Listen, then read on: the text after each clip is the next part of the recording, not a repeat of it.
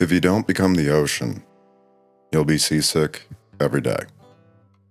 That's a quote by Leonard Cohen from his poem, Good Advice for Someone Like Me. And ultimately, it ties into what I want to talk about today. And I've intentionally waited a little bit of time to talk about this, mostly because I don't want people to be able to associate what I'm about to say to the actual event that inspired a lot of this. Take it as trying to show some grace to someone having possibly an emotional moment that I hope they come back from. First, to get to the point that I ultimately want to make, I'm going to start with a story about myself, because I always try to start with, especially if I'm going to say anything negative or give advice, I want to show you that the only reason I do that is because I've encountered the same situation or something similar, and I probably made the worst decision at the time, and I'm hoping by talking about it, you won't. So, I realized recently that I've been playing music out in public since I was 16.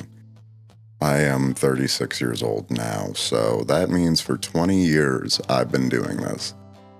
And in that 20 years, I've seen a whole bunch of things. I've seen people too drugged out to finish a set, and yet still finishing the set, and that has varying degrees of success. I've seen bands break up basically mid-show. I've seen bands fight mid-show. I've seen a dude with no hair on top try to headbang and flail what was left, which was kind of like watching Krusty the Clown just kind of turn his head really, really fast from the side to side.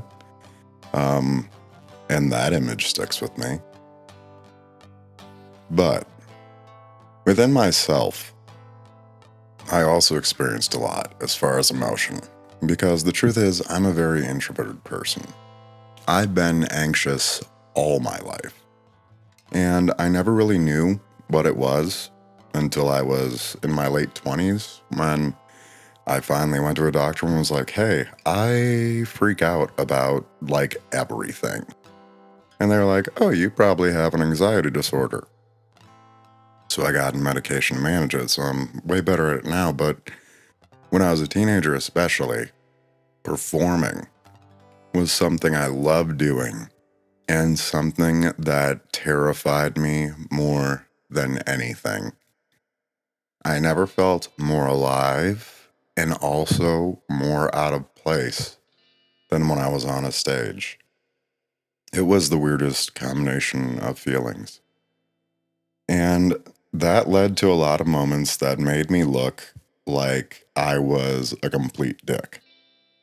For instance, I was the guy that would leave shows like right after I finished playing, which is like one of those unwritten rules of any show, is like you at least stay for the person that's right after you, because it's just kind of a dick move to just jet right after your set. But I did it all the time.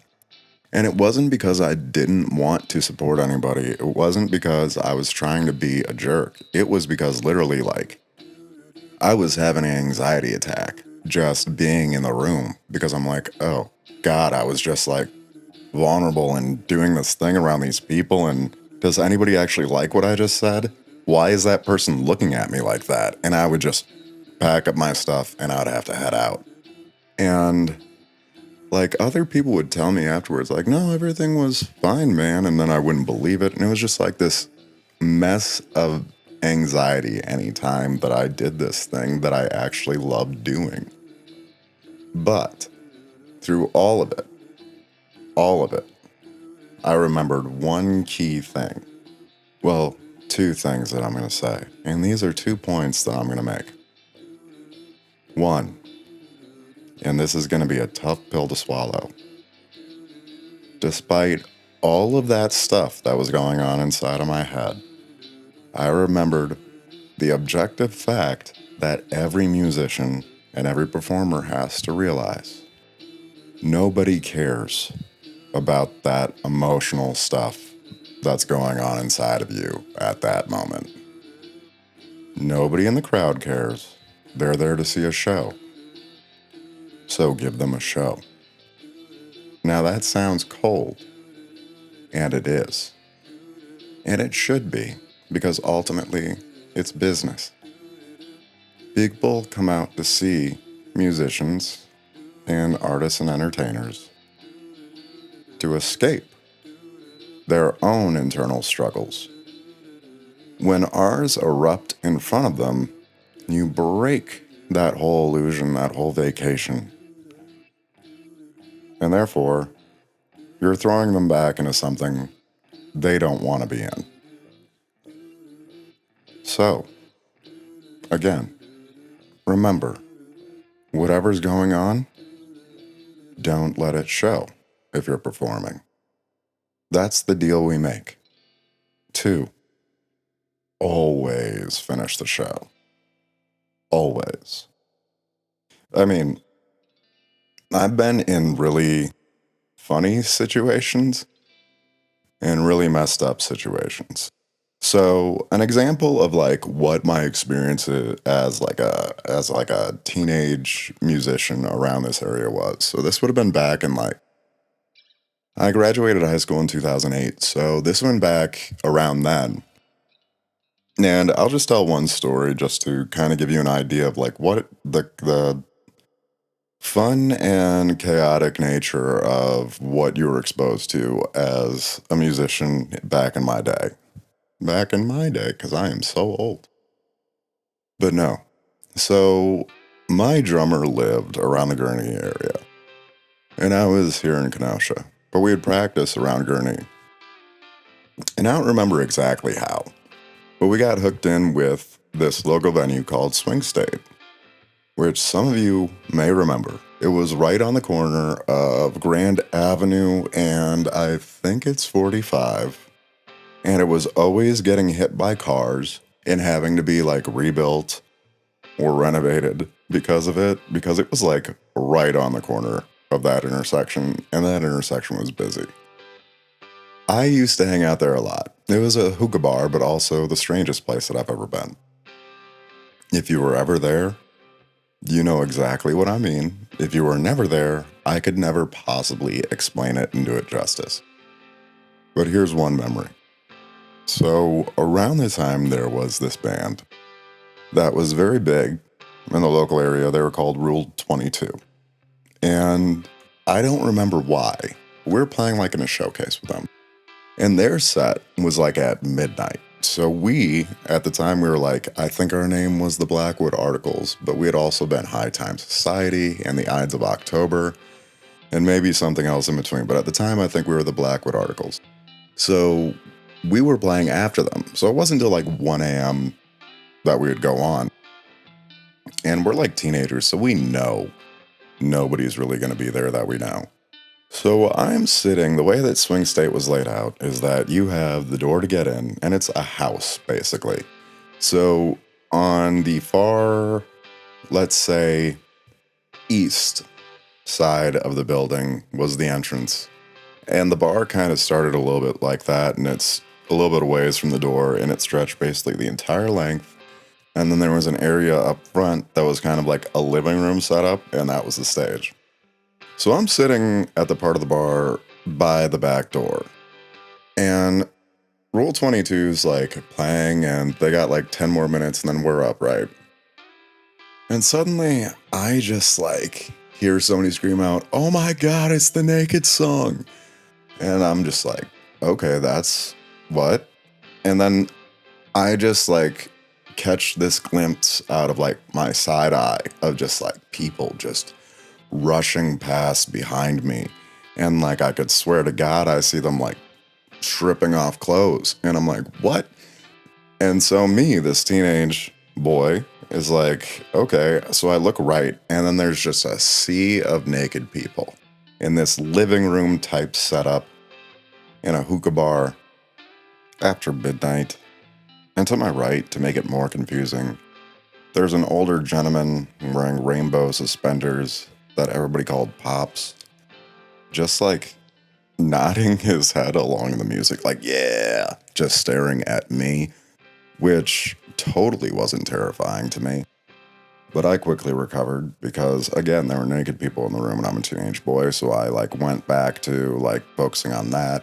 And then I noticed my drummer and my bass player, and we all kind of looked at each other and we nodded and make the same decision. So we just ran towards the other side of the bar that was closest to everybody that was naked and just kind of watched all of that. And here's the weird thing. So we were an emo band. There's no song that we made that anybody should be naked to. However, for our set that came up next, again, teenagers, there are just still naked people roaming around inside of Swing State. So I'm singing songs about how maybe this girl doesn't have the same feelings for me, or a song about my grandmother, or any of my feelings at that time.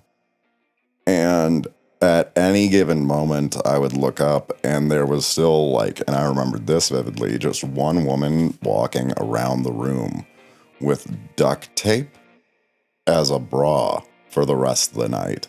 And it was just really hard to take anything serious at that moment. But that was Swing State.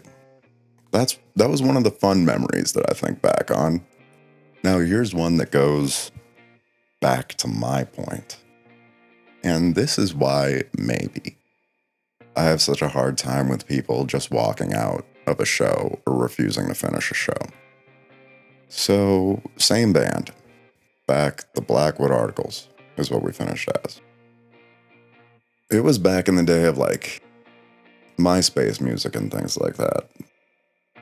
And we gained a lot of traction. We had tens of thousands of plays of our songs. We were getting plays around the world. People were asking us to go on tour and stuff like that. We were making it as much as you could at our age. Until one fateful night. So we used to play at the Rave for this thing called the Emergenza Music Festival, which was a battle of the bands. And I remember that our bass player, who was very temperamental, drove somehow, I think, 10 minutes out of his way. I think it was probably even his fault.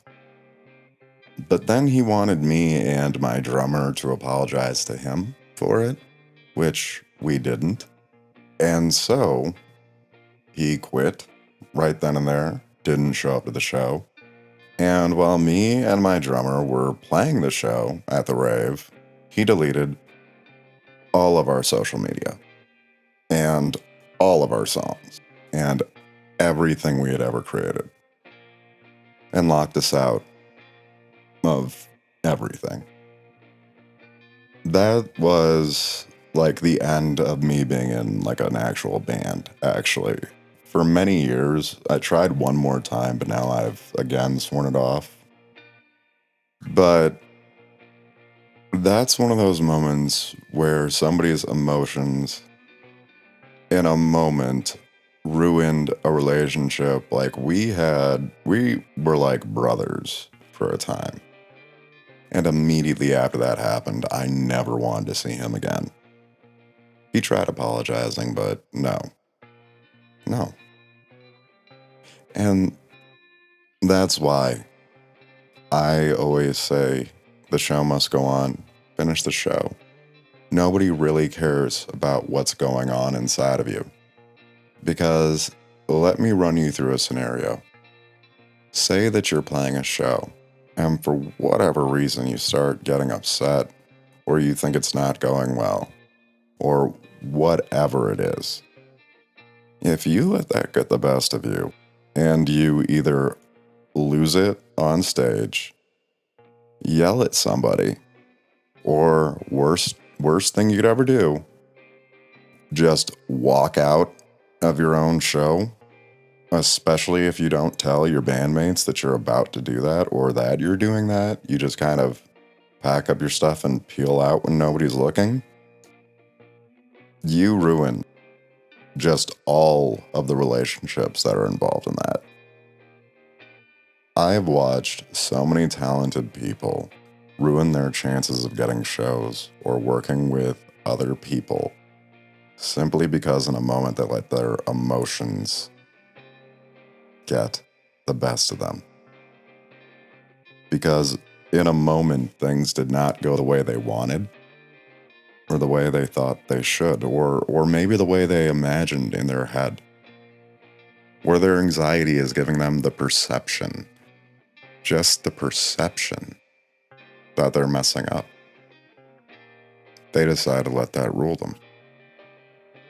Life is chaotic, and being a musician is way more chaotic than just going to a regular job. You have to change your set based on crowds. You have to be up there smiling and being enthusiastic, even on those days where it's like you just want to find a sturdy tree and flip a coin. But that's the job. That's what we do. And the only way to do it, and to do it right, is to accept those two things. You can write things in your songs. You can express that in that way. Don't ever let the crowd see you bleed, but you can tell them about how you got wounded. That's all I've got for you this week. Become the ocean. Life's going to throw a lot at you. Some days you won't want to sing a single syllable when you have a show booked. But get up, adapt, put on that smile. Become the ocean. Be the ocean. And let yourself adjust to however the waves of life seem to be rolling at you that day.